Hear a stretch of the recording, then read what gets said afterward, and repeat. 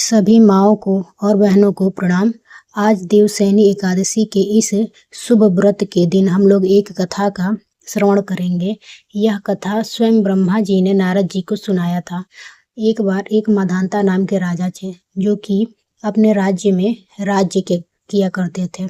वे बहुत ही सत्यवादी, धर्मपरायण, महान प्रतापी और प्रजा के हित में काम करने वाले राजा में से एक माने जाते थे। उनके राज्य में प्रजा हमेशा सुखी रहती थी और उनके पास धन धान्य से परिपूर्ण रहती थी। उनके राज्य में कभी भी अकाल नहीं पड़ता था। उनके राज्य में एक बार अकाल पड़ गया। लगातार 3 सालों तक उनके राज्य में बारिश नहीं हुई। बारिश न होने के कारण पूरे राज्य में भयंकर अकाल पड़ गया, जिससे कि अन्न जल के अभाव के कारण उनकी प्रजा जो है बहुत परेशान रहने लगी। पानी और अन्न की कमी होने के कारण राज्य में यज्ञ, हवन, पूजन और धार्मिक अनुष्ठान भी बंद हो गए थे।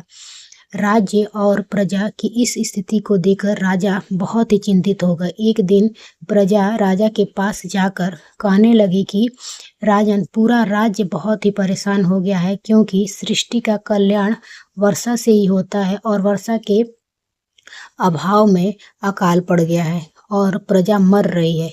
इसीलिए हे राजन, कोई ऐसा उपाय बताओ जिससे कि यह दुख दूर हो सके।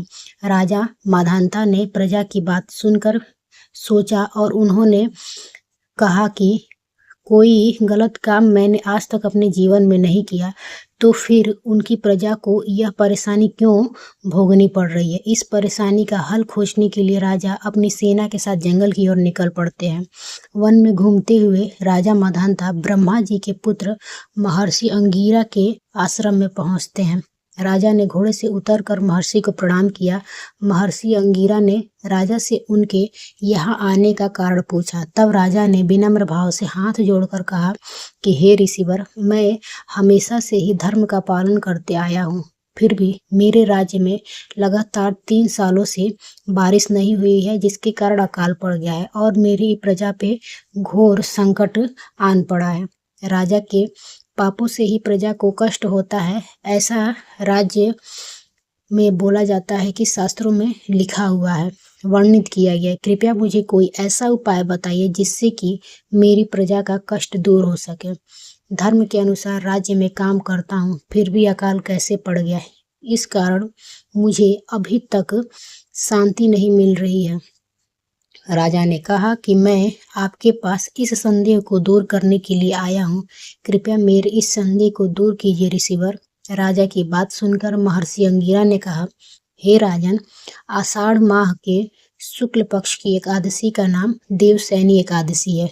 इसे हम लोग हरिशयनी एकादशी भी कहते हैं। यह एकादशी सभी पापों से मुक्ति दिलाने वाली और सब प्रकार की सिद्धियों को प्रदान करने वाली है। आप अपनी प्रजा और मंत्रियों सहित इस एकादशी व्रत का विधि विधान से व्रत और पूजन कीजिए। भगवान विष्णु की कृपा से आपके राज्य में बहुत ही अधिक वर्षा होगी और अकाल भी खत्म हो जाएगा। महर्षि अंगिरा से व्रत का विधि विधान जानकर राजा माधांता अपने राज्य में वापस चले आते हैं और आषाढ़ शुक्ल की एकादशी पर राजा माधांता और प्रजा और मंत्रियों के साथ पूरे भक्ति भाव और श्रद्धा के साथ विधि विधान के साथ देवशयनी एकादशी का व्रत करते हैं और भगवान विष्णु की उपासना भी सभी लोग मिलकर करते हैं। राजा से भगवान विष्णु बहुत ही प्रसन्न होते हैं। एकादशी का व्रत सभी का पूरा होता है और पूरे राज्य में बहुत ही मूसलाधार बारिश होती है। बारिश के कारण हर जगह हरियाली ही हरियाली छाई होती है। अन्न और जल की परेशानी जो है इस प्रकार से खत्म हो जाती है और राज्य की पूरी प्रजा में फिर से एक बार खुशहाली का माहौल आ जाता है। सभी प्रजा अपनी राजा का बहुत बहुत धन्यवाद करती है। राजा कहते हैं कि यह सब एकादशी व्रत का फल है। जिस प्रकार एकादशी व्रत करने से राजा माधांता के राज्य में खुशहाली आई, उसी प्रकार इस एकादशी व्रत का करने और एकादशी व्रत की इस कथा को सुनने वाले सभी के जीवन में हमेशा खुशियाँ ही आए और सभी का कल्याण हो। सभी को एक बार फिर से शिवाय नमस्तुभ्यम। और चैनल पे नए हो तो प्लीज़ चैनल को सब्सक्राइब कर लीजिएगा। ऐसे ही बहुत सारी कथाएं और पूजा पाठ से जुड़ी हुई वीडियोस आपको मिलती रहेंगी। सभी माताओं बहनों को एक बार फिर से नमस्कार।